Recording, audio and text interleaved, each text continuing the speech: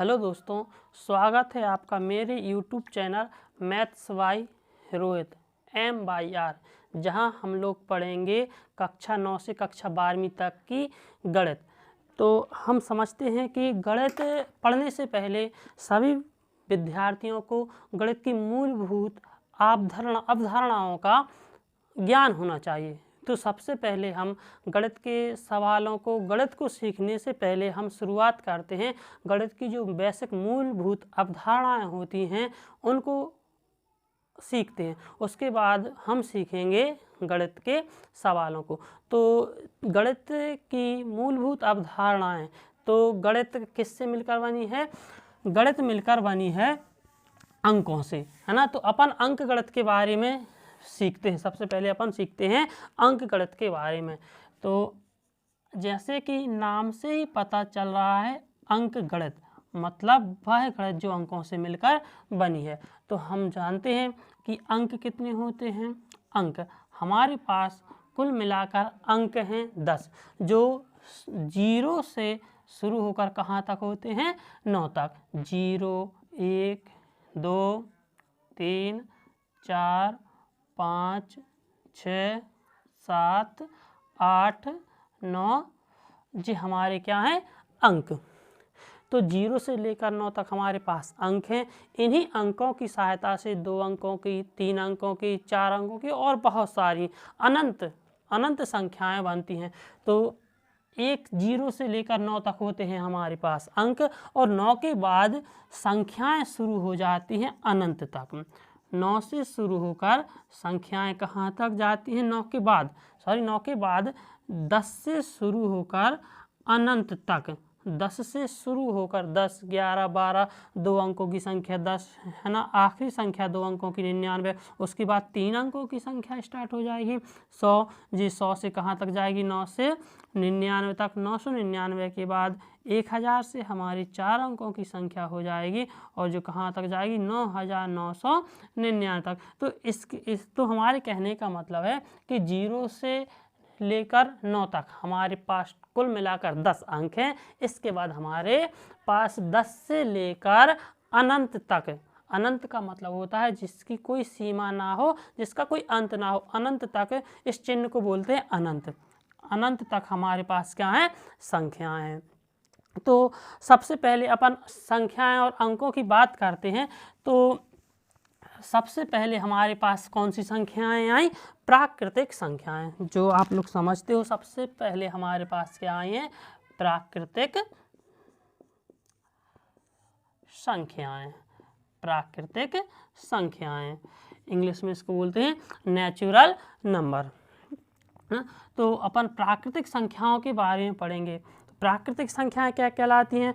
वे संख्याएं जो 1 से शुरू होकर अनंत तक जाती हैं। वे संख्याएं जो 1 से शुरू होकर अनंत तक जाती हैं, या दूसरे शब्दों में हम बोलें, वे संख्याएं जिनका उपयोग हम वस्तुओं को गिनने में करते हैं, प्राकृतिक संख्याएं कहलाती हैं। जैसे हम आपसे बोलें कि आप किसी वस्तुओं को, आपके पास बहुत सारी वस्तुएं, उन वस्तुओं को गिनिए, है ना। जैसे मान लो हमारे पास चेयर हैं बहुत सारी, हम उनको जब गिनना शुरू करते हैं तो हम गिनती कहाँ से शुरू करते हैं? 1 से। 1, 2, 3, ना कि 0 से। तो 1 से शुरू होकर जो अनंत तक जाती हैं वो क्या कहलाती हैं? प्राकृतिक संख्याएं।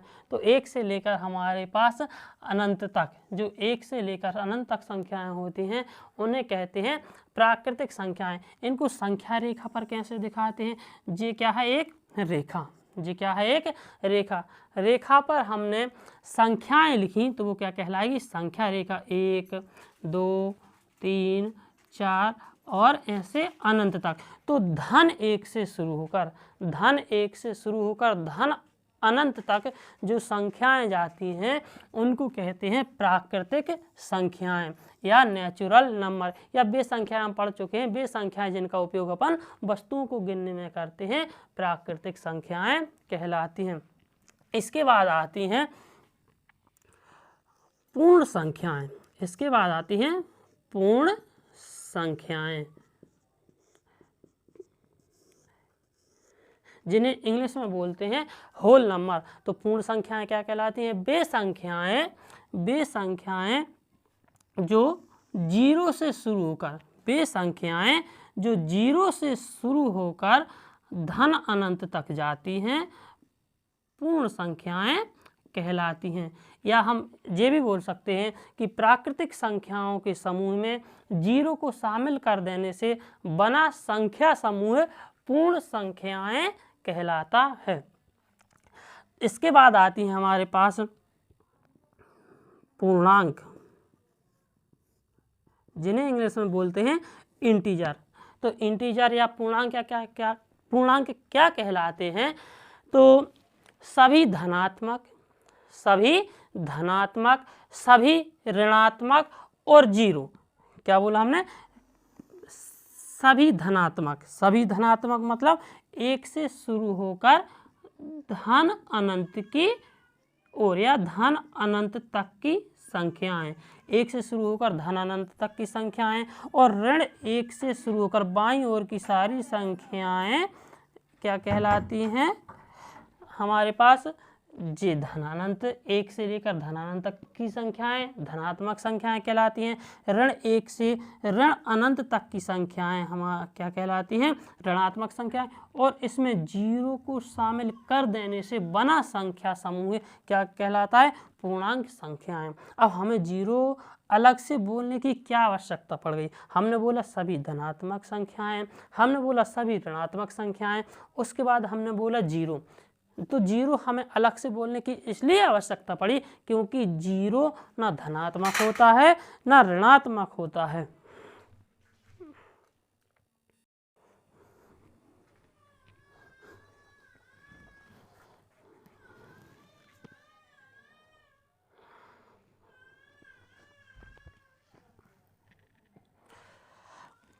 तो जीरो हमें अलग से इसलिए बोलना पड़ा क्योंकि जो जीरो होता है ना वो धनात्मक होता है ना वो ऋणात्मक होता है, इसलिए हमने जीरो को अलग से बोला। तो सभी धनात्मक, सभी ऋणात्मक और जीरो से मिलकर बना संख्या समूह क्या कहलाता है?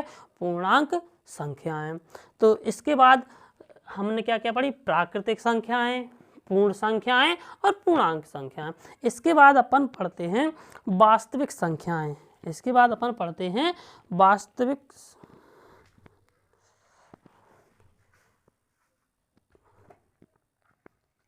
तो हमने क्या पढ़ा? प्राकृतिक संख्याएं, पूर्ण संख्याएं और पूर्णांक संख्याएं। इसके बाद हम पढ़ते हैं परिमेय संख्याएं। तो इसके बाद हम पढ़ेंगे परिमेय संख्याएं। इसको साफ करते हैं, है ना?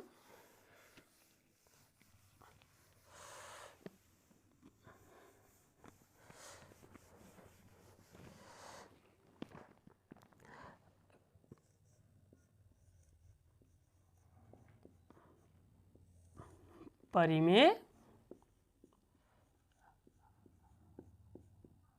संख्याएं, इंग्लिश में इनको बोलते हैं रेशनल नंबर। तो परिमेय संख्याएं क्या कहलाती हैं?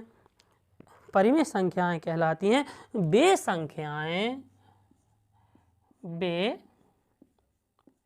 संख्याएं जो P बटा Q के रूप की हों, जहां इसमें एक शर्त होती है, इसमें एक शर्त लगी होती है, जहां Q मतलब हर Q बराबर ना हो जीरो के, क्या कहलाती हैं? परिमेय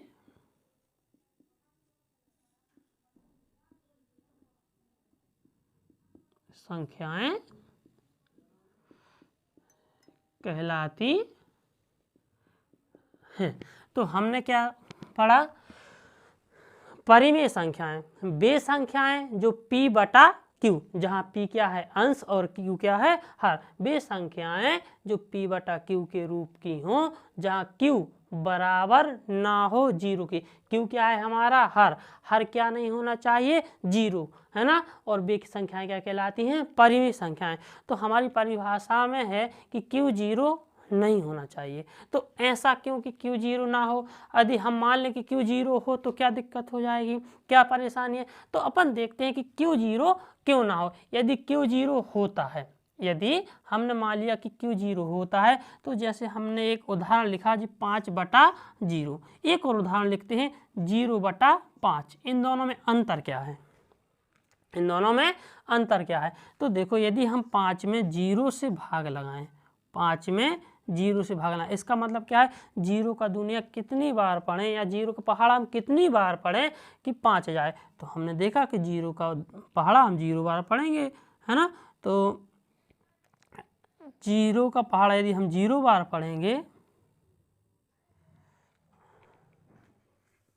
तो हमने क्या देखा कि यहाँ पर 5 में किससे भाग लगाना है? यहाँ पर हमें 5 में भाग लगाना है 0 से, और इसका मतलब क्या है? 0 में भाग लगाना है 5 का। तो 5 का भाग लगाना है 0 से, इसका मतलब है कि हम 5 का पहाड़ा कितनी बार पढ़ें कि 0 आ जाए, है ना। तो हम सब लोग जानते हैं कि 5 का गुणा किसी भी संख्या में करने पर क्या बनता है? 0 बनता है। तो हमने देखा 5 का गुणा यदि हम 0 में कर देंगे तो 5 का पहाड़ा हम 0 बार पढ़ेंगे तो क्या आ जाएगा? 0, है ना। तो 5 यदि नीचे की संख्या क्या है?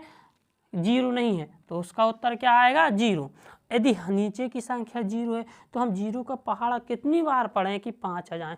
तो हम जानते हैं 0 का पहाड़ा कितनी भी बार पढ़ोगे हमेशा भाई क्या देगा? 0 का मल्टीप्लाई आप किसी भी संख्या में करो, 0 का गुणा आप किसी भी संख्या में करो तो वो क्या देगा? हमें 0 देगा, है ना। तो ये चीज़ क्या है? अपरिभाषित, क्योंकि 0 का गुणा किसी भी संख्या में करने पर वो 0 देता है, 5 कभी नहीं देगा, है ना। ये चीज़ क्या है? अपरिभाषित है, मतलब इस चीज़ को हम परिभाषित नहीं कर सकते। तो इसलिए हमारी शर्त में क्या लिखा है कि Q 0 नहीं होना चाहिए। Q मतलब बटे में जो लिखा है वह 0 नहीं होना चाहिए। क्यों? क्योंकि यदि बटे वाली संख्या 0 हो जाती है तो वह उत्तर क्या देगा?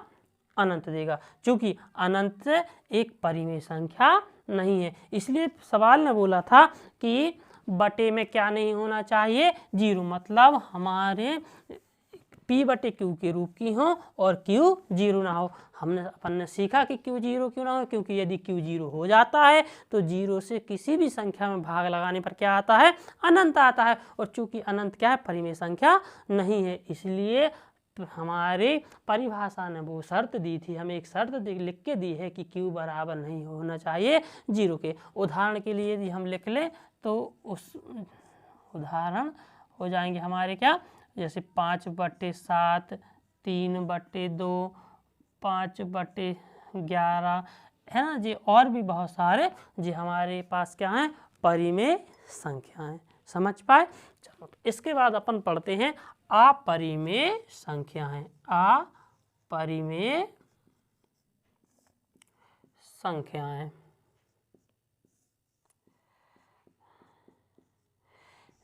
इनको इंग्लिश में बोलते हैं इररेशनल नंबर। तो अपरिमेय संख्याएं क्या कहलाती हैं? तो वे संख्याएं, कौन सी संख्याएं? वे संख्याएं जो अंडर रूट के अंदर हैं, या वे संख्याएं हम बोलेंगे कि जो पूर्ण वर्ग नहीं हैं और वह किसके? अंडर रूट, वर्गमूल के अंदर हैं, वे संख्याएं क्या कहलाएंगी? हमारी अपरिमेय संख्याएं। हमने क्या बोला? उदाहरण के लिए लिखते हैं, जैसे कौन सी संख्याएं? वे संख्याएं जो अंडर रूट के अंदर, करणी के अंदर बंद हैं, है ना, और वो किसी संख्या का वर्ग नहीं है, वे क्या कहलाएंगी? हमारी अपरिमेय संख्याएं। जैसे हमने बोला √5, ये किसी संख्या का वर्ग नहीं है, तो ये क्या कहलाएगी? एक अपरिमेय संख्या है। हमने बोला करणी 7, ये क्या कहलाएगी? अपरिमेय संख्या है।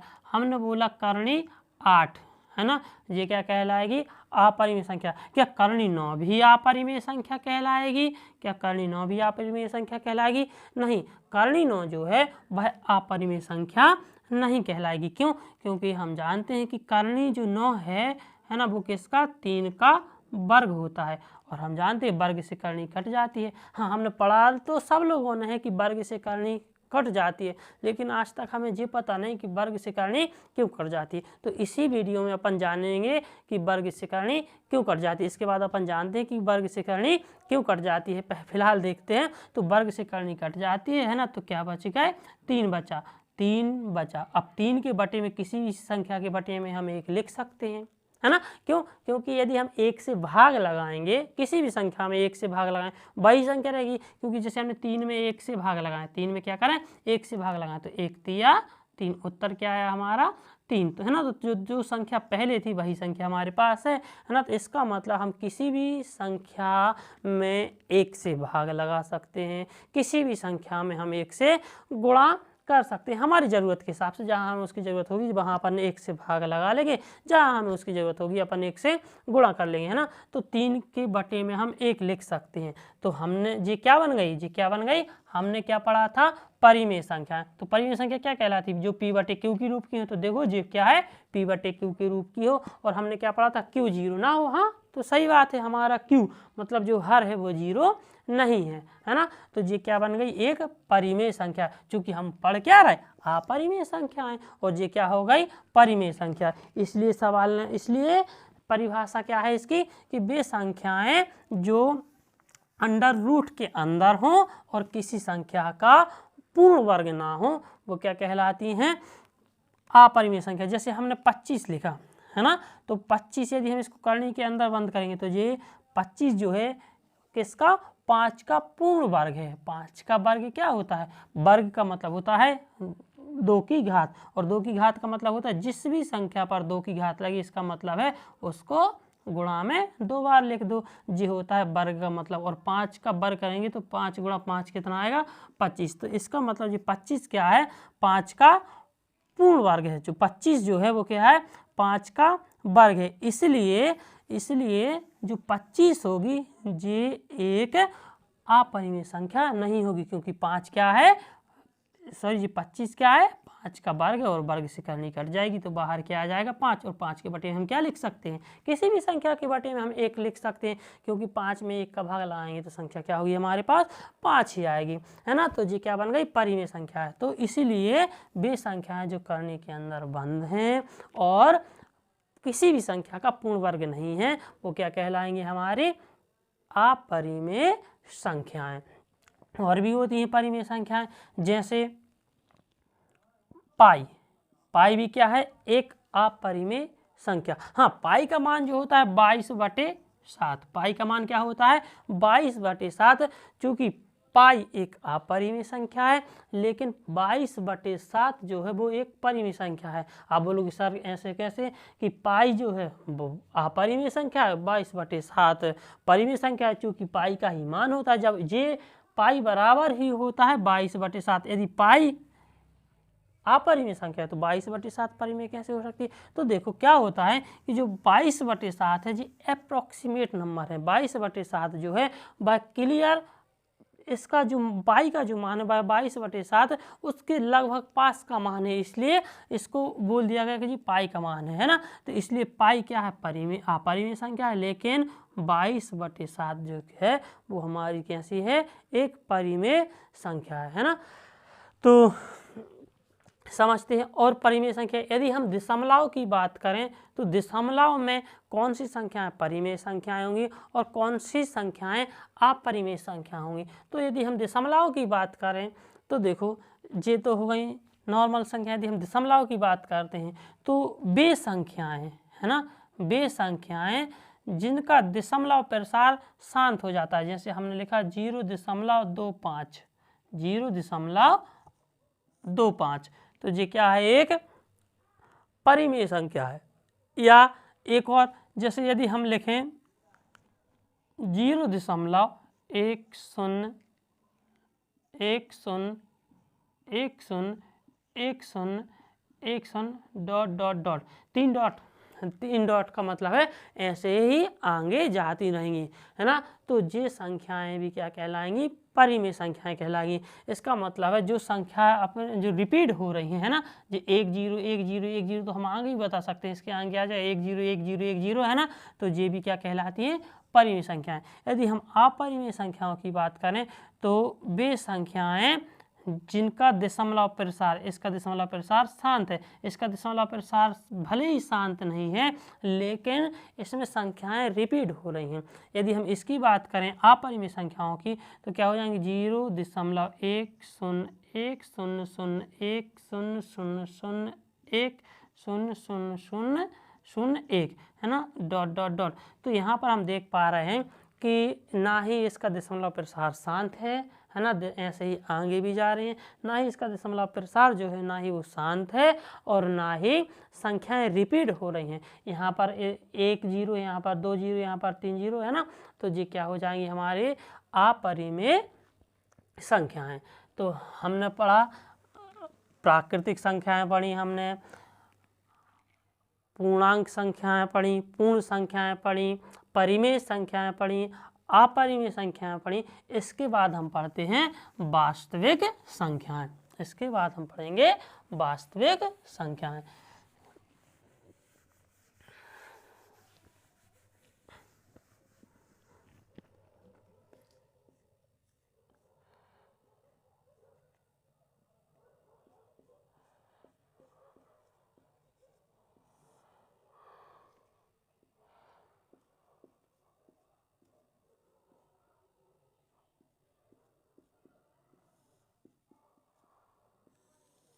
वास्तविक संख्याएं, इंग्लिश में बोलते हैं इनको रियल नंबर।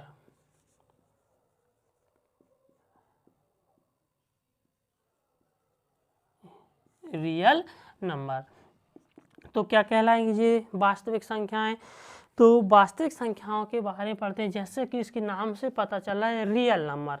रियल नंबर वास्तविक संख्याएं जो वास्तव में संख्याएं हैं। यदि हम संख्याओं का एक चार्ट बनाएं है ना, तो संख्याओं का यदि अपन चार्ट बनाएं तो क्या होंगी, संख्याएं जो होती हैं दो प्रकार की होती हैं। कौन कौन सी? एक होती हैं वास्तविक संख्याएं, वास्तविक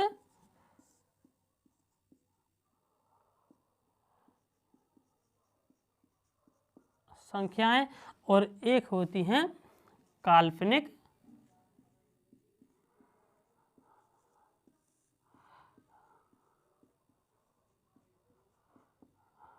काल्पनिक संख्याएं। हमारे पास हैं वास्तविक संख्याएं और काल्पनिक संख्याएं। इनको बोलते हैं रियल नंबर और इनको बोलते हैं इमेजिनरी नंबर। जी है हमारे पास वास्तविक संख्याएं। जैसे हम बात करें तो वास्तविक संख्याएं इनकी भी जी भी बहुत भागों में बटी हुई हैं। जैसे वास्तविक संख्याएं के अंतर्गत कौन कौन सी संख्याएं जाएंगी? प्राकृतिक संख्या, मतलब जितनी भी प्राकृतिक संख्याएं होती हैं ये भी क्या होती हैं? वास्तविक संख्याएं ही होती हैं। और बात करें तो हमने इसके बाद पढ़ा पूर्ण संख्याएं। पूर्ण संख्याएं ये भी वास्तविक संख्याओं के अंतर्गत आती हैं। इसके बाद हमने पढ़ा पूर्णांक संख्याएं, या सिर्फ पूर्णांक भी बोलेंगे तब भी चलेगा। और इसके बाद हमने पढ़ा परिमेय संख्याएं। इसके बाद हमने पढ़ा परिमेय संख्याएं। इसके बाद हमने पढ़ा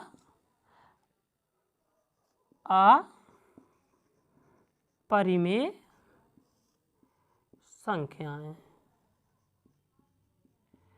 तो ये क्या कहलाती हैं हमारे पास? प्राकृतिक संख्याएं, पूर्ण संख्याएं, पूर्णांक संख्याएं, परिमेय संख्याएं और अपरिमेय संख्याएं। ये सारी हमारे पास क्या हैं? वास्तविक संख्याएं। और इमेजिनरी संख्याएं, काल्पनिक संख्याएं।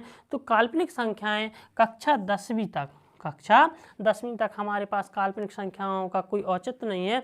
11वीं में इसका एक मिला हुआ रूप अध्याय 5 में जिसका नाम है सम्मिश्र संख्याएं, उनके अंतर्गत इनको काल्पनिक संख्याओं को पढ़ेंगे। तो इनको अभी फिलहाल के लिए हम ये संख्याएं अभी नहीं पढ़ते। हम जी जब कक्षा 11वीं में अध्याय 5 को पढ़ रहे होंगे तब हम इसको काल्पनिक संख्याओं को पढ़ेंगे। अभी हम क्या पढ़ते हैं? वास्तविक संख्याएं। तो हमने क्या देखा? वास्तविक संख्याओं के अंतर्गत कौन कौन सी संख्याएं थी? प्राकृतिक संख्या, पूर्ण संख्या, पूर्णांक संख्याएं, परिमेय संख्याएं और अपरिमेय संख्याएं।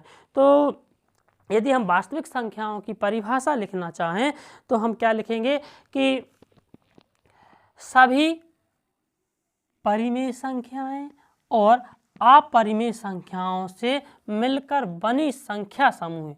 क्या क्या बोला हम कि सभी परिमेय संख्याएं, सभी परिमेय संख्याएं और सभी अपरिमेय संख्याएं, सभी अपरिमेय संख्याएं, इनसे मिलकर जो संख्या समूह बनता है वह क्या कहलाती हैं? वास्तविक संख्याएं। यदि हम बोलें कि कुछ क्वेश्चन बोलें, यदि हम बोले कि सभी परिमेय संख्याएं वास्तविक संख्याएं होती हैं, हाँ तो सही बात है कि सभी परिमेय संख्याएं वास्तविक संख्याएं होती हैं। यदि हम बोलें सभी अपरिमेय संख्याएं वास्तविक संख्याएं होती हैं, हाँ तो ये भी सही है कि सभी अपरिमेय संख्याएं वास्तविक संख्याएं होती हैं। यदि हम इसी का उल्टा बोलें कि सभी वास्तविक संख्याएं परिमेय संख्याएं होती हैं, तो जी क्या हो जाएगा? असत्य हो जाएगा। क्यों? क्योंकि यदि सारी वास्तविक संख्याएं परिमेय संख्याएं हुई तो फिर अपरिमेय संख्याएं कहाँ जाएंगी? यदि या फिर हम एक और बात बोलें कि सभी वास्तविक संख्याएं अपरिमेय संख्याएं होती हैं, तो ये बात भी क्या हो जाएगी? असत्य की सभी वास्तविक संख्याएं ना केवल परिमेय संख्याएं होती हैं और सभी वास्तविक संख्याएं ना केवल अपरिमेय संख्याएं होती हैं। तो क्या बोलेंगे? कुछ वास्तविक संख्याएं परिमेय होती हैं और कुछ वास्तविक संख्याएं अपरिमेय होती हैं। तो इसका उल्टा ठीक है कि सभी परिमेय संख्याएं वास्तविक संख्याएं होती हैं, सभी अपरिमेय संख्याएं वास्तविक संख्याएं होती हैं, लेकिन ये ठीक नहीं है कि सभी वास्तविक संख्याएं परिमेय संख्याएं होती हैं। क्यों? क्योंकि वास्तविक संख्याएं परिमेय संख्याएं और अपरिमेय संख्याएं दोनों से मिलकर बनती हैं। तो यहाँ तक अपना संख्याएं था, है ना, संख्याएं थी। इसके बाद अपन पढ़ते हैं कि जो हमने बोला सवाल में कि हम लोग जानते हैं कि वर्ग से करनी कट जाती है ना। तो आज अपन पढ़ते हैं कि वर्ग से करनी क्यों कट जाती है। चलो उसी को पढ़ते हैं। तो वर्ग, है ना, तो सबसे पहले अपन वर्ग के बारे में जानते हैं कि वर्ग क्या कहलाता है ना। तो वर्ग और थोड़ा सा इसका बेसिक जानते हैं कि वर्ग और वर्गमूल क्या कहलाता है। तो यदि किसी संख्या के ऊपर 2 की घात लगी हुई है, घात का मतलब होता है पावर, है ना, इंग्लिश में उसको घात को क्या बोलते हैं? पावर। जैसे 5 के ऊपर 2 की घात, इसको बोलते हैं वर्ग। इसको क्या बोलेंगे? पढ़ेंगे 5 का वर्ग, है ना, या इंग्लिश में बोले तो इसको बोलेंगे 5 स्क्वायर, है ना। तो इसका मतलब होता है जिस भी संख्या के ऊपर 2 की घात लगी है, इसका मतलब है उसी संख्या को गुणा करके 2 बार लिख दो। उसी संख्या को गुणा में क्या कर देंगे? 2 बार लिख दे। जैसे 5 के ऊपर 2 की घात लगी तो हम क्या लिखेंगे? 5 गुणा 5। इसको बोलते हैं 5 का वर्ग। और जी क्या हो जाएगा इसका उत्तर? 5 गुणा 5 मतलब 25। एक और उदाहरण ले, जैसे 7 के ऊपर 2 की घात लगी, इसका मतलब है 7 गुणा 7, इसका मतलब 7 सदैया 49, है ना। तो ये क्या कहलाते हैं? वर्ग कहलाते हैं। यदि इसी वर्ग के द्वारा जैसे हमने लिखा x के ऊपर 2 की घात है, x बराबर है हमारे पास 25, है ना। तो ये वर्ग उस साइड, जब वर्ग का पक्षांतर होगा इस साइड से, जब वर्ग उस साइड जाएगा तो ये 2 की घात किस में आ जाएगी? 25 के ऊपर 1/2 की घात। यहाँ पर क्या थी? 25 के ऊपर 2 की घात उस साइड जाए, उस तरफ जाएगी, जब बराबर के उस ओर जाएगी तो ये 2 की घात क्या बना लेगी? 1/2 की घात। 1/2 की घात को ही हम क्या कहते हैं? वर्गमूल। 1/2 की घात, या तो हम 1/2 की घात लगा दें या वर्गमूल लगा दें। 1/2 की घात का ही मतलब होता है वर्गमूल। यदि 25 के ऊपर 1/2 की घात लगी हुई है तो हम ये कह सकते हैं 25 का वर्गमूल। इसका मतलब है 25 के ऊपर 2 की घात लगी हुई है ना, कि इसका मतलब क्या है कि 25 के ऊपर यदि 1/2 की घात लगी है तो इसको हम क्या बोलेंगे? ये क्या है? 25 का वर्गमूल है। अब हम पढ़ते हैं कि वर्ग से करनी क्यों कट जाती है। तो देखते हैं, इसी को देखते हैं। जैसे जी क्या है? 25 के ऊपर 1/2 की घात या वर्गमूल 25 या √25। तो इसको हम लिख सकते हैं क्या? 5 के ऊपर इसको हम क्या लिख सकते हैं? 25, 25 के ऊपर 1/2 की घात, ऐसे लिख सकते हैं, है ना। अब ऐसे लिखने के बाद 25 किस, चूँकि जो किसका वर्ग होता है 5 का वर्ग जी क्या है, इसको 25 को हम क्या लिखेंगे 5 गुणा 5, 25 को हम क्या लिख सकते हैं 25 को क्या लिख सकते हैं 5 गुणा 5, या फिर हम क्या लिख सकते हैं 5 के ऊपर 2 की घात, 5 के ऊपर 2 की घात, और जी क्या है 1/2 की घात। चूँकि घातांक और जो करणी होती हैं उनके अनुसार इनका क्या हो जाएगा, घातों का क्या होता है गुणा, जो अभी अपन थोड़ी देर बाद इसको भी समझेंगे। 2 गुणा 1/2, तो यहाँ पर क्या हो जाएगा 2 का 1 में गुणा होगा, 2 एकम 2/2, 2 से 2 गया, क्या बचा हमारे पास 5। देखो हम डायरेक्ट इसी के लिए हम क्या लिख देते हैं, यदि 25 के ऊपर करनी लगी तो हम क्या लिख देते हैं 5 का वर्ग, और वर्ग से करनी काट के बाहर क्या लिख देते हैं 5, जो कि 5 ही आया, है ना। तो इस कारण वर्ग से करनी कट जाती है, ठीक है।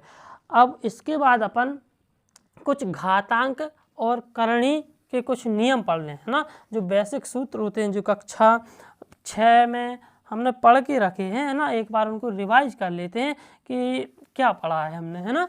तो घात और करणी, घातांक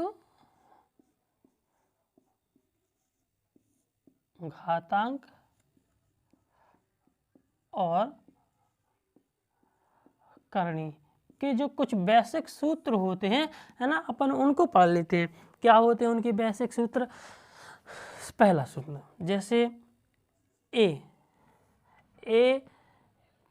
के ऊपर m की घात गुणा a के ऊपर n की घात, मतलब यदि हमारे पास आधार समान हो और घातें अलग अलग हो, ऐसी स्थिति में यदि आधार समान हो घातें अलग अलग हैं तो हम इसको क्या लिख सकते हैं, a के ऊपर m धन n की घात, a के ऊपर m धन n की घात। एक उदाहरण समझते हैं, जैसे हमने लिखा 5 के ऊपर 2 की घात गुणा 5 के ऊपर 3 की घात, तो हम इसको कैसे लिख सकते हैं 5 के ऊपर 2 गुणा 3, मतलब 5 के ऊपर 3 और 2 5 की घात, 5 के ऊपर 5 की घात। यदि दूसरा उदाहरण है, जैसे 2 के ऊपर 3 की घात गुणा 2 के ऊपर 3 की घात, तो क्या हो जाएगा, आधार समान है, जब आधार समान हो तो गुणा में घात है, आधार समान। देखो यहाँ पर a और a था, यहाँ पर 2 और 2 है, यहाँ पर 5 और 5 था, यहाँ m और n अलग अलग है, तो यहाँ पर भी क्या m और n अलग अलग। आप बोलोगे सर नहीं जी सेम सेम दिख रहा है, चलो इसको हम बदल देते हैं, इसको हम बदल देते हैं, चलो 4 लगा दिया, ठीक है। तो यहाँ पर 2 के ऊपर कितने की घात है 3 की घात, यहाँ पर 2 के ऊपर कितने की घात है 4 की, तो आधार समान है लेकिन घातें m और n अलग अलग हैं, यहाँ पर भी क्या है घातें अलग अलग हैं। तो जब आधार समान हो घातें अलग अलग हों तो क्या होता है, आधार समान हो तो गुणा में घातें जुड़ जाती हैं जी। आधार समान है तो इसको लिखा एक ही बार, है ना, और इसके ऊपर कितने की 3 धन 4 की, है ना, तो क्या हो जाएगा 2 के ऊपर 4 और 3 7 की घात, तो उत्तर क्या आ जाएगा 2 के ऊपर 7 की घात। यदि आप इसको तोड़कर लिखना चाहो, पूरा क्लियर उत्तर बताना चाहो तो क्या लिखेंगे, 2 को कितनी बार, 2 के ऊपर कितने की घात है 7 की, इसका मतलब 2 को कितनी बार लिखना है 7 बार, मतलब 2 गुणा 2 गुणा 2 गुणा 2 गुणा 2 गुणा 2 और ये गुणा 2। यदि आप इसको हल करना चाहो तो हल करके बता दो, 2 दूनी 4, 4 दूनी 8, 8 दूनी 16, 16 दूनी 32, 32 दूनी 64, 64 दूनी 128, तो इसका उत्तर कितना आ जाएगा 128, है ना। तो जी था गुणा में यदि आधार समान हो तो गुणा में घातें जुड़ जाती हैं, एक सूत्र जी हो गया, है ना, अपन इसको याद रखेंगे। दूसरा सूत्र, यदि आधार समान हो तो गुणा में घातें जुड़ जाती हैं। दूसरा क्या है, यदि आधार समान हो और घातें भले ही अलग अलग हों लेकिन वो कैसी हों, भाग में हों। जैसे हमने लिखा a के ऊपर m की घात भागित a के ऊपर n की घात, या इसी को हम कैसे लिख सकते हैं, a के ऊपर m की घात बटा a के ऊपर n की घात, है ना। तो जब ये दोनों बातें सेम ही है ना, यदि ऐसा लिखा हो चाहे ऐसा लिखा हो, आधार समान है और घातें क्या है, अलग अलग हैं। हमारे पास क्या है, आधार समान है और घातें अलग अलग हैं। तो इसी स्थिति में क्या होगा कि भाग में आधार समान हो, है ना, और चाहे घातें समान भी हो और ये अलग अलग भी हो, है ना। जरूरी नहीं है कि घातों का जरूरी नहीं है कि समान है कि अलग है, लेकिन क्या है जरूरी, क्या है, आधार हमेशा समान होनी चाहिए। घातों का कोई दिक्कत नहीं, यदि समान भी हो या अलग अलग भी हो तब भी जुड़ेंगी, यदि घातें आधार समान हो और घातें अलग अलग हो या समान हो। लेकिन शर्त क्या जरूरी क्या है कि आधार समान होना चाहिए। घातें भले ही समान हो या ना हो, घातें समान हो या ना हो, तो आधार समान हो तो भाग में घातें घट जाती हैं। मतलब इसको क्या लिखेंगे, एक ही बार ए है, यहाँ पर भी ए है, हम इसको ए को एक बार ही लिखेंगे। क्या लिखेंगे, ए क्यू पर एम ऋण एन की घात। तो उत्तर क्या आ जाएगा, ए के ऊपर एम ऋण एन की घात। चलो इसको भी एक उदाहरण से समझते हैं। जैसे हमने लिखा 4 के ऊपर 7 की घात बटा 4 के ऊपर 3 की घात, 4 के ऊपर 7 की घात बटा 4 के ऊपर 3 की घात। तो उत्तर क्या होगा, 4 के ऊपर 7, ऊपर वाले में से नीचे की घटती है, 7 ऋण 3 की घात। उत्तर क्या आ जाएगा, 4 के ऊपर 7 में से 3 की घात 4, 4 के ऊपर 4 की घात। जी हमारे पास क्या हो जाएगा उत्तर। एक और देख लें, जैसे हमने लिखा 7 के ऊपर 5 की घात बटा 7 के ऊपर 3 की घात। तो उत्तर क्या आ जाएगा, 7 के ऊपर 5 ऋण 3 की घात। तो उत्तर क्या आएगा, 5 में से 3 गया कितना बचा, 2, 7 के ऊपर 2 की घात। या इसको डायरेक्ट लिख सकते, 7 का वर्ग क्या होता है, 7 या 49। ठीक, तो ये था हमारे पास दूसरा सूत्र किसका, घातांक और करनी का। इसको भी हमें क्या करना है, याद रखना है ना। चलो तीसरे सूत्र की बात करते हैं, यहाँ पर लिख लेते हैं ना। तीसरा सूत्र क्या है हमारे पास, अब घातों को, जब अभी हमारे पास क्या थे, आधार समान थे, घातें अलग अलग थी और समान भी हो सकती हैं। अब यहाँ पर क्या होगा, घातें समान होंगी। जैसे हम क्या लिख सकते हैं, जैसे हमारे पास लिखा ए के ऊपर एम की घात बटे बी के ऊपर एम की घात, है ना। तो यहाँ पर आधार अलग अलग हैं लेकिन घातें समान है, तो इसको हम क्या लिख सकते हैं, ए बटा बी, और दोनों के ऊपर एक साथ घात लगा दो एम की घात। इसको इस रूप में लिख सकते हैं। ऐसा लिखा हो तो हम इसको ऐसा लिख सकते हैं, और ऐसा लिखा होगा तो हम इसको ऐसा लिख सकते हैं, है ना। या चौथा सूत्र पढ़ते हैं। यदि हमारे पास एक आधार है ए, इसके ऊपर अंदर लगी है एम की घात और ये कोष्टक के बाहर लगी है एन की घात, ऐसी स्थिति में क्या होगा, यदि अंदर कुछ घात हो और बाहर कुछ घात हो, तो ऐसी स्थिति में क्या होगा, ए जो कहते हो, इन दोनों का घातों का क्या हो जाएगा, गुणा एम गुणा एन की घात, है ना। चल पहले अपन इसका उदाहरण समझते हैं। इसको क्या करते हैं, उदाहरण समझते फिर इसको उदाहरण समझते हैं। जैसे हमारे पास लिखा है 4 के ऊपर 3 की घात बटे 6 के ऊपर 3 की घात। तो हम इसको कैसा लिख सकते हैं, इसको हम लिख सकते हैं 4 बटा 6, दोनों के ऊपर संयुक्त रूप से लिख सकते हैं, दोनों के ऊपर 3 की घात, है ना। तो ऐसे ही इसमें अब इसका एक उदाहरण समझते हैं। जैसे हमारे पास लिखा है 7 के ऊपर 2 की घात और कोष्टक के बाहर लिखा है 3 की घात। तो उत्तर क्या आ जाएगा, 7 के ऊपर 3 दूनी 6 की घात, है ना। चाहो तो आप इसको 6 बार 7 गुणा 7 गुणा 7 गुणा 7 लिख के और इसका हल निकाल सकते हो। एक और उदाहरण ले, जैसे 5 के ऊपर 2 की घात और कोष्टक के बाहर लिखा है 4 की घात। तो क्या हो जाएगा, 5 के ऊपर 4 दूनी 8 की घात, है ना। तो ये थे हमारे घातांक और करनी के कुछ बेसिक से सूत्र, है ना, जिनकी हमें बहुत बार आवश्यकता पड़ेगी, है ना। तो इनको आप लोग याद रखेंगे, है ना। चलो, तो ये थे हमारे पास घातांक और करनी के सूत्र। इनको साफ करते मिटाते हैं।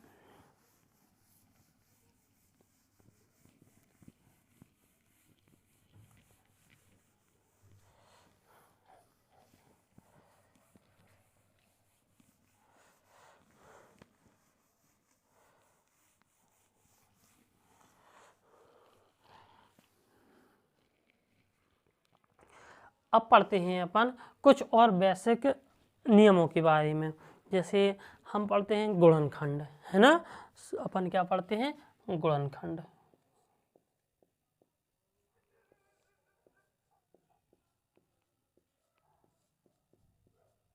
गुणनखंड, किसी भी संख्या के गुणनखंड कैसे निकाले जाते हैं।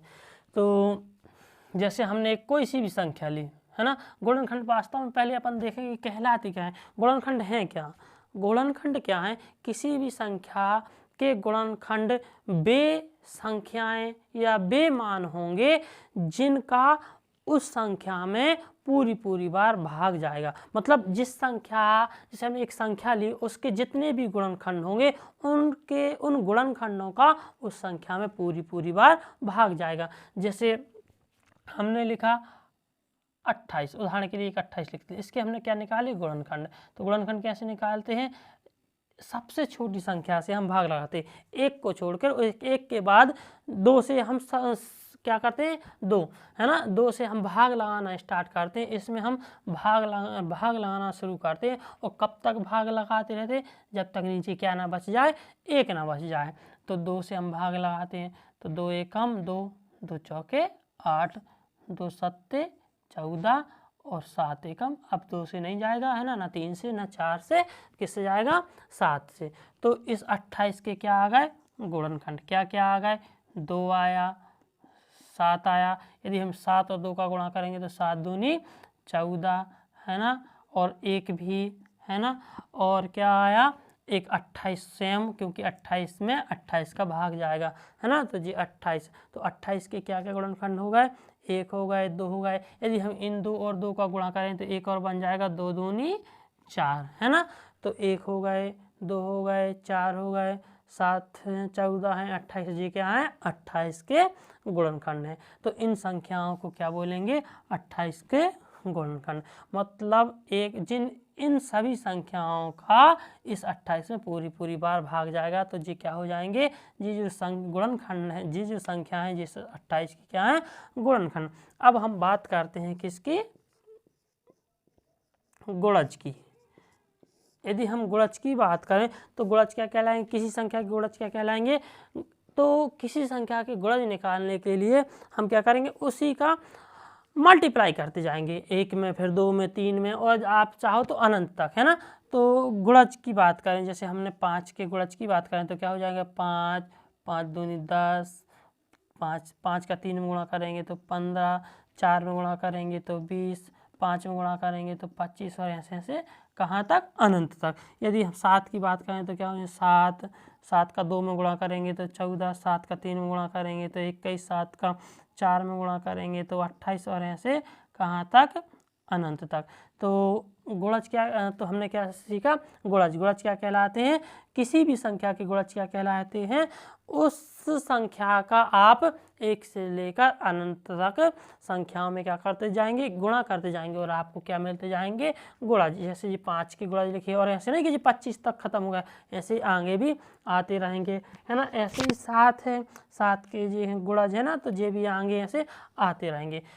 तो हम यदि गुणनखंड, एक और गुणनखंड निकालते हैं, जैसे फिर इसके बारे में तुलना करेंगे कि जैसे हमने कोई भी संख्या ली, चलो मान लो 42 ली, है ना।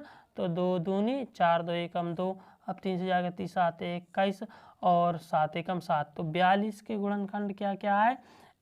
1 आया, 2 आया, और 3 आया, 3 दूनी 6 आया, 7 आया, है ना, और 7 दूनी 14 आया, 7 तिया 21 आया, है ना। इसी का गुणा कर दें, इसका 7 का 2 में गुणा करेंगे तो 7 दूनी 14, 7 का 3 में गुणा करेंगे तो 21, है ना, और 42 स्वयं। तो जी है ना, जी 42 के गुणनखंड हैं, और ये 28 के गुणनखंड थे, और ये 5 के गुणज हैं, और ये क्या है? 7 के गुणज हैं। तो देखो हम ये क्या समझ पा रहे हैं कि जो गुणनखंड होंगे, जो भी गुणनखंड होंगे, वह संख्या के बराबर या संख्या से हमेशा कैसे होंगे? छोटे। जो गुणनखंड होंगे वह संख्या के बराबर या संख्या से हमेशा कैसे होंगे? छोटे। लेकिन जो गुणज होते हैं वो संख्या के बराबर या संख्या से बड़े होते हैं, है ना। तो हम ऐसा भी लिख सकते हैं जो गुणनखंड होंगे, जिस भी संख्या के गुणनखंड होंगे, जो गुणनखंड होंगे जिस भी संख्या के होंगे, है ना, तो जो गुणनखंड होंगे वह संख्या से कैसे होंगे, छोटे या संख्या के बराबर होंगे। और जो गुणज होंगे, है ना, मल्टीपल, है ना, वो क्या होंगे, संख्या के बराबर या संख्या से बड़े होंगे। क्या होंगे, संख्या के बराबर या संख्या से बड़े होंगे। तो ये थे हमारे पास गुणनखंड और गुणज। इसके बाद हम पढ़ते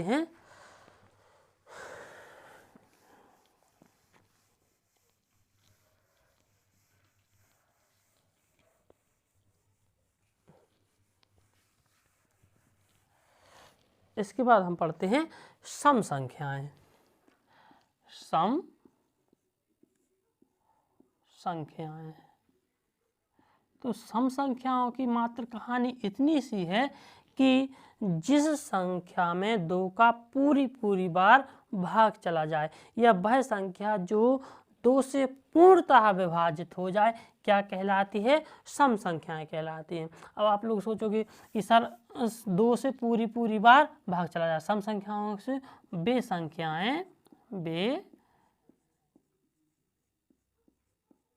संख्याएं जो 2 से पूर्णतः विभाजित हो जाएं,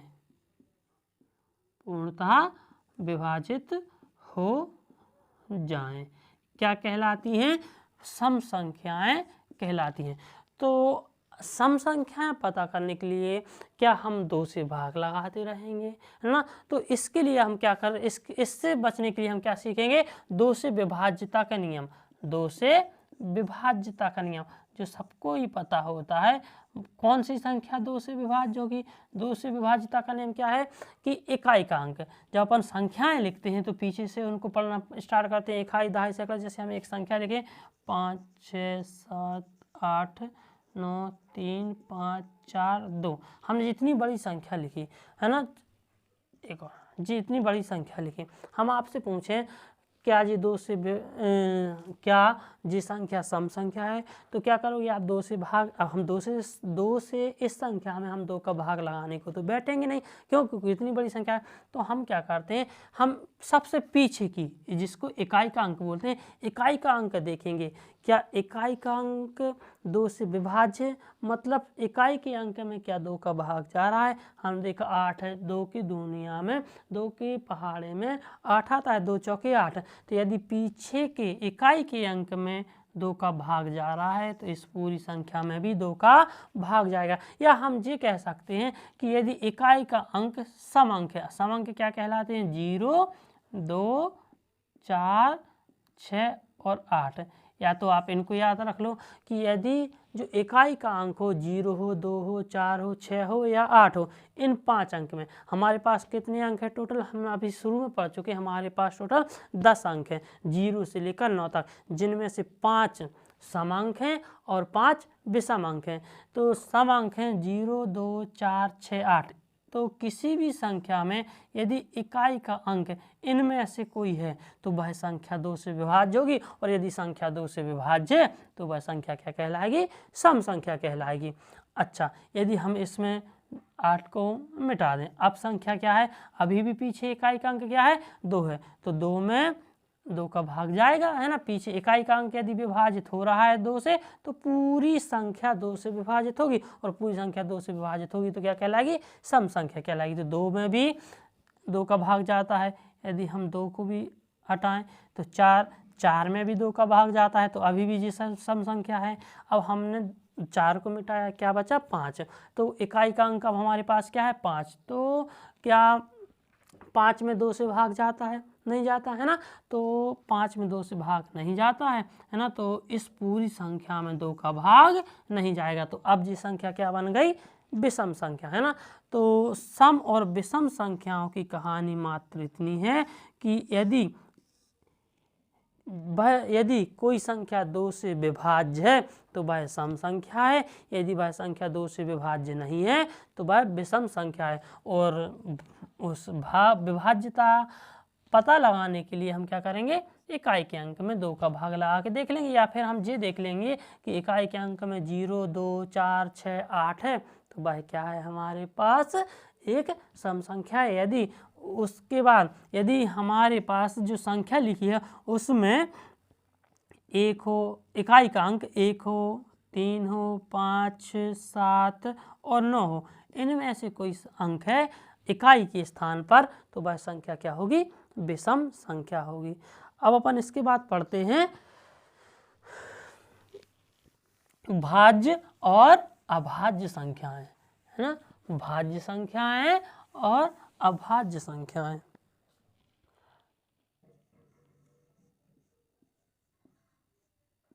भाज्य संख्या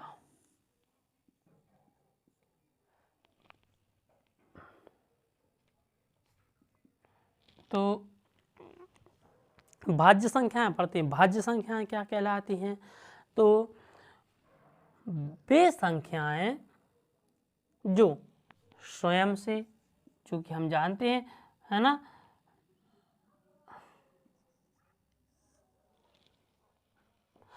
तो हम क्या जानते हैं कि हमारे पास जितनी भी संख्याएं हैं वह सारी की सारी संख्याएं स्वयं मतलब खुद से तो विभाज्य होंगी, स्वयं से विभाज्य हों, है ना, एक से और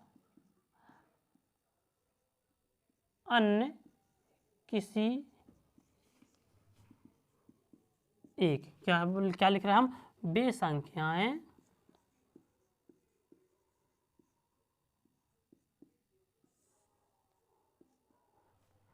जो स्वयं एक और अन्य किसी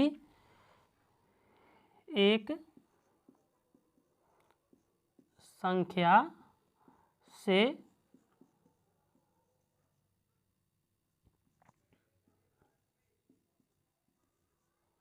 विभाज्य हो, क्या कहलाती हैं,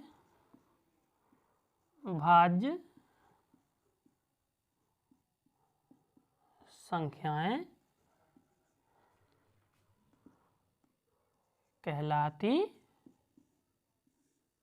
हैं। तो हमने क्या परिभाषा क्या लिखी कि वे संख्याएं जो स्वयं से, स्वयं मतलब वह संख्या खुद से और एक से और किसी एक अन्य, जो अन्य किसी एक संख्या से और विभाज्य हों, क्या कहलाती हैं, भाज्य संख्याएं, है ना। तो हम जानते हैं जितनी भी संख्याएं स्वयं से तो विभाजित होंगी, विभाज्य का मतलब हो तो भाग चला जाए, तो जितनी भी संख्याएं हैं उन संख्याओं में स्वयं से तो भाग, खुद से तो भाग जाएगा ही जाएगा, और जितनी भी संख्याएं होती एक का तो सब में भाग जाता है ना।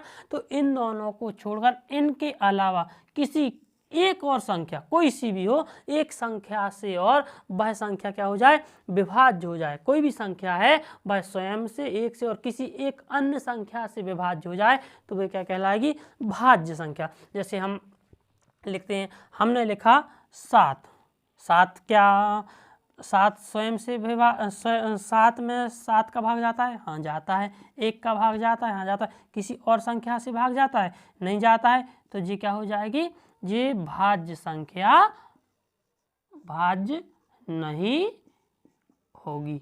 ये संख्या क्या होगी, भाज्य नहीं होगी। जिसमें जैसे 7 लिखा हमने, 7 में 7 का जाता है, 1 का जाता, किसी अन्य संख्या का भाग नहीं जाता, तो 7 क्या होगी, भाज्य नहीं होगी। यदि हम कोई दूसरी संख्या लिखें, जैसे हमने लिखा 4 लिखा, तो 4 में 4 का भाग जाता है, हाँ जाता है, 4 में 4 से भाग चला जाएगा, 4 से कट जाएंगे, 4 में 1 का भाग जाता है, हाँ जाता है ना, और 4 में किस संख्या का भाग जाता है, 2 का। तो परिभाषा में क्या लिखा, स्वयं से गया, एक से गया, और किसी अन्य संख्या से, अन्य संख्या है ना 2, तो 2 से भाग जा रहा है ना, तो होंगे ना, स्वयं से, एक से और अन्य संख्या से भाग जाए तो वो क्या हो जाए, मतलब अन्य संख्या से भाग जाए या विभाज्य हो तो वे क्या कहलाती हैं, भाज्य संख्या। तो 4 क्या हो गई, एक भाज्य संख्या हो गई। हम 9 की बात करें, जैसे 9, तो 9 में 9 से भाग जाता है, चलो अच्छी बात है ना। 9 में 1 से भाग जाता है, हाँ जाता है। और 9 में किसी और संख्या से भाग जाता है, तो हमने देखा हाँ कि 9 में 3 से भाग जाता है। भाग लगाएं, 3 तिल का 9 है ना, तो 3 तिल का 9, तो एक 9 से गया, 1 से गया और 3 से और भाग गया, है ना। तो 9 क्या हो जाएगी, 9 एक भाज्य संख्या हो जाएगी, है ना। तो ये थी आपकी भाज्य संख्याओं की परिभाषा, है ना। तो स्वयं से, एक से और किसी अन्य संख्या से भाग जाए या विभाज्य हो तो वो क्या कहलाती हैं, भाज्य संख्याएं। अब बात करते हैं अभाज्य संख्याओं की। अभाज्य संख्याएं, अभाज्य संख्याएं क्या कहलाती हैं, वे संख्याएं, वे संख्याएं जो केवल स्वयं और एक से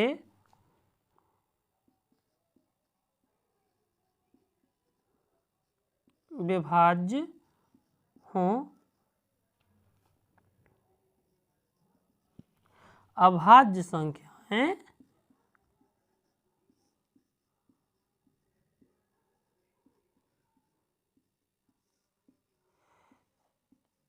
कहलाती हैं। तो क्या लिखा हमने कि वे संख्याएं जो केवल स्वयं और एक से विभाज्य हों और किसी संख्या से नहीं, वो क्या कहलाती हैं, अभाज्य संख्याएं। उदाहरण के लिए जैसे हम लिखें, उदाहरण के लिए हम लिखें 5, 5 में किससे भाग जाता है, 5 से जाता है। और 5 में किससे भाग जाता है, 1 से। तो 5 में किसी और संख्या से भाग जाता है, नहीं जाता।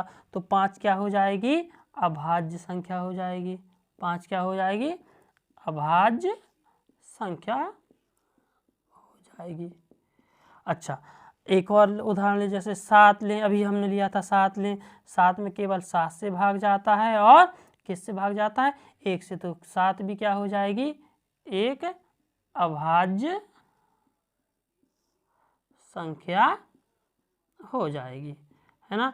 तो हमने क्या सीखा कि जिसमें स्वयं का, एक का और अन्य किसी संख्या का भाग जाए वो भाज्य संख्या है, वो कहलाती है। और जिसमें केवल एक का और स्वयं का बस भाग जाए वो क्या कहलाती है, अभाज्य संख्या कहलाती है। अब इन दोनों को पढ़ने के बाद हम एक बात जानेंगे कि जो सम संख्याएं होती हैं, तो हमने क्या सीखा, सम संख्याएं क्या कहलाती हैं, जिनमें 2 का भाग जाए, जिनमें 2 का भाग जाए, है ना।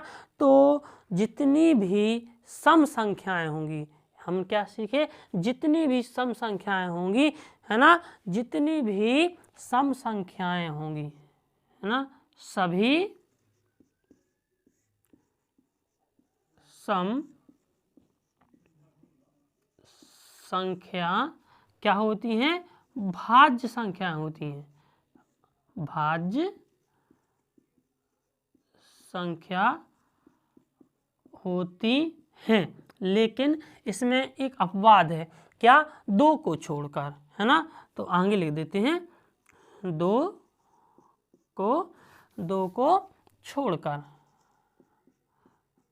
2 को छोड़कर, 2 एक अपवाद है। 2 को छोड़कर सभी सम संख्याएं, क्यों, क्योंकि यदि वो सम क्यों है, क्योंकि उसमें 2 का भाग जा रहा और 2 का भाग जा रहा है, तो हमने भाज्य संख्याओं की परिभाषा ही वही लिखी है कि स्वयं का और एक का, तो सभी संख्याओं में स्वयं और एक का तो जाएगा, और अन्य किसी कौन संख्या हो गई 2 से, क्योंकि वो सम कब है जब 2 से भाग जा रहा, और 2 से भाग जा रहा तो वो अन्य संख्या हो गई ना, 2 क्या हो गई अन्य संख्या, तो 2 का भाग जा रहा है, यदि 2 का भाग जा रहा है ना, तो वो सम है, और सम है तो सभी सम संख्याएं क्या होती हैं भाज्य संख्या होती हैं, सिर्फ 2 को छोड़कर क्यों, क्योंकि 2 जो है वह भाज्य संख्याओं की जो भाज्य संख्याएं होती हैं इनकी परिभाषा को पूर्ण नहीं करती। क्यों, क्योंकि 2 में परिभाषा क्या है, स्वयं का भाग जाए तो 2 में 2 से भाग जाता है, और 2 में 1 से भाग जाता है, और 2 में अन्य किसी संख्या से भाग नहीं जाता। तो ये 2 जो है वह भाज्य संख्याओं की जो परिभाषा है उसको पूर्ण नहीं करती है ना। तो 2 जो है ना, 2 किसकी परिभाषा को, अभाज्य संख्याओं की परिभाषा को पूर्ण करती है। अभाज्य संख्याओं की परिभाषा क्या होती है, स्वयं का भाग जाए। अभाज्य संख्याओं की परिभाषा क्या होती है, स्वयं का भाग जाए और 1 का भाग जाए, स्वयं का और 1 का भाग बस जाए, तो वो क्या कहलाती हैं, अभाज्य संख्याएं कहलाती हैं, है ना। तो 2 ही एकमात्र ऐसी संख्या है जो सम होते हुए भी क्या है, अभाज्य है ना। तो 2 मात्र एक ऐसी संख्या है जो सम होते हुए भी क्या है, अभाज्य है ना। और बाकी जितनी सम संख्याएं होती हैं सारी की सारी क्या होती हैं, भाज्य संख्याएं होती हैं।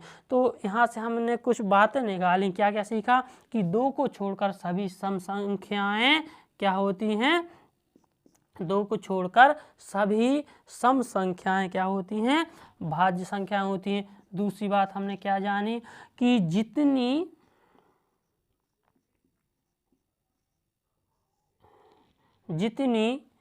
अभाज्य संख्याएं होंगी, जितनी अभाज्य संख्याएं होंगी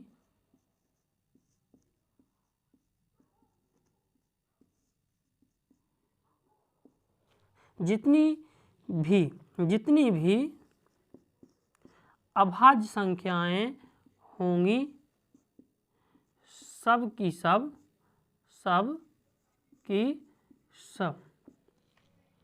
है ना, कैसी होंगी, विषम संख्याएं होंगी।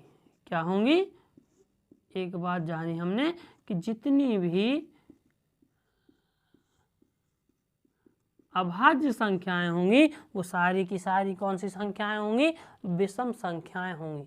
तीसरी बात, अब बात करते हैं सबसे छोटी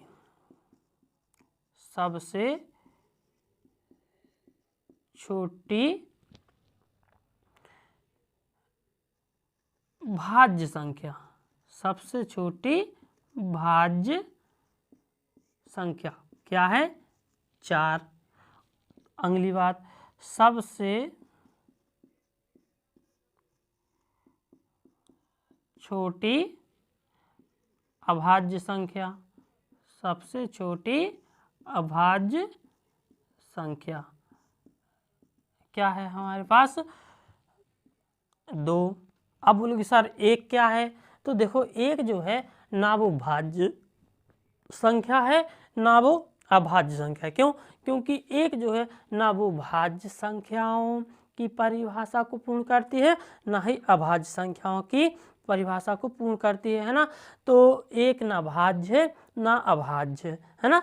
आगे इसमें लिखते हैं सबसे छोटी अभाज्य संख्या क्या है, 2। और यदि हमसे पूछे जाए कि वह संख्या बताइए जो सम होते हुए भी क्या है, अभाज्य, तो 2 जो क्या होगी, 2 एक ऐसी संख्या है जो सम होते हुए भी अभाज्य होगी। और सबसे छोटी भाज्य संख्या क्या होगी, 4। और सबसे छोटी अभाज्य संख्या भी 2 होगी, और सबसे छोटी सम अभाज्य और सबसे